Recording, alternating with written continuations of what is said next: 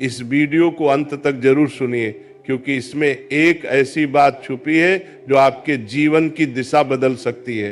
ये केवल एक कथा नहीं, एक अनुभव है जो आपके मन, विश्वास और कर्म तीनों को छू जाएगा। इसलिए मन शांत रखिए, श्रद्धा से सुनिए और अंत तक जुड़े रहिए, क्योंकि यही क्षण आपके जीवन में चमत्कार ला सकता है।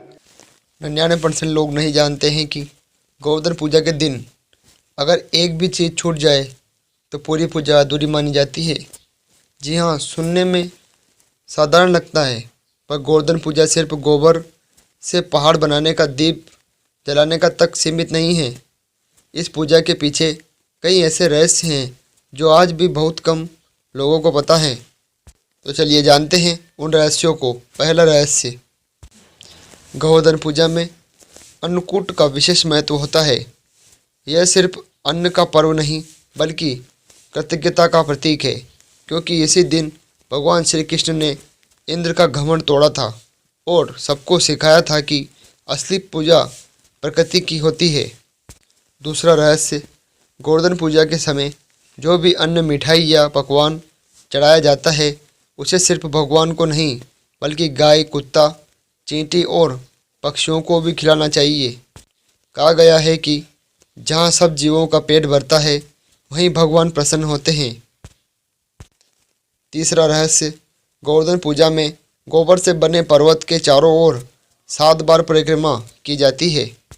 हर परिक्रमा का अर्थ है 7 लोकों का संतुलन और जीवन के 7 मूल तत्वों का शुद्ध करना। इसलिए कभी भी 3, 4, 5 बार परिक्रमा करके पूजा अधूरी न छोड़ें। चौथा रहस्य, गौ माता के सिंग पर चंदन और माथे पर हल्दी लगाना शुभ माना गया है। ऐसा कहते हैं कि नकारात्मक ऊर्जा दूर होती है और घर में सुख समृद्धि आती है। पांचवा रहस्य, कई लोग यह नहीं जानते कि गोवर्धन पूजा में दीपदान का एक खास नियम होता है। दिया सिर्फ मिट्टी का ही होना चाहिए, क्योंकि मिट्टी ही वह तत्व है जिससे भगवान ने सब कुछ रचा। कांच, लोहे या प्लास्टिक के दीपक से पूजा अधूरी मानी जाती है। अगर तुम चाहते हैं कि इस बार गोवर्धन पूजा पूर्ण फल दे तो इन 5 बातों को जरूर ध्यान रखना। अन्नकूट का सम्मान, जीवों को भोजन, 7 परिक्रमा, गौ माता की सेवा और मिट्टी का दीपक। इस चीज़ों का प्रयोग अपनी पूजा में अवश्य करें और अपनी पूजा को एक सफल पूजा बनाएं।